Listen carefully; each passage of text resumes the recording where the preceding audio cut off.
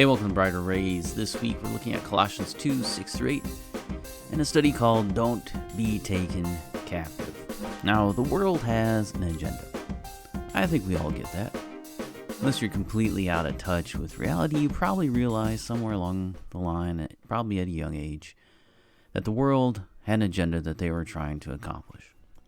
The fact is, the world has always had an agenda, because the world is under the power of the devil. And make no doubt about it, our enemy is not without plan and purpose. Now, this agenda has taken different forms throughout history. Sometimes it's been friendly and cozied up next to the one of true faith. Like in the Garden of Eden, the devil didn't come in lighting the place on fire and chanting, "Down with God."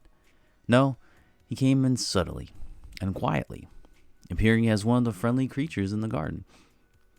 Other times, the devil takes the angel of light mask off and drives the world to be in overt rebellion against the one true faith. We see that in ancient Canaan, where the inhabitants sacrificed their children to Molech, or in ancient Rome, where some of the greatest sexual perversions were not only committed but done openly, to the acceptance and praise of the people. Our culture is now in one of those periods of rebellion. How long will it last? Time will only tell. As history has repeated itself, this state of rebellion will only last so long as they will go back to a more subtle form of philosophy. Such is the history of the world's philosophy. As Spurgeon said, the history of philosophy is a history of fools, a history of human folly. He compared what they do to a child looking into a kaleidoscope. They turn the toy around to see the bits of glass or plastic shift and declare that they have a brand new view of things. They do have a new view, but they're really looking at the same old bits of glass. Today I want to show you that there are only two philosophies of faith. There is faith that is rooted and founded in Christ, and there is faith in the world that is rooted and founded in Satan. Like the kaleidoscope, many different forms worldly philosophy can take.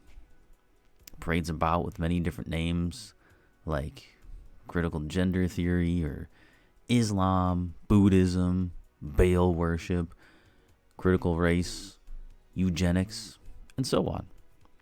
But it's all the same little bits of glass. Paul in Colossians takes on the worldly philosophy head-on several times in this letter, and in the text we're looking at this week, we find one. Before he gets to worldly philosophy, though, he begins with the good news of faith in Christ. And so that's where we'll start, and that's where we're heading this week. So if you get a chance, read Colossians 2, 6 through 8. I understand it's not according to most of the divisions, most of the paragraph divisions that are in the Bible, but it fits our purposes for this week, so that's why we divided it that way. But come back tomorrow and we'll take a look at faith in Christ is what he wants to argue first, which is a good place to start. So that's where we'll go.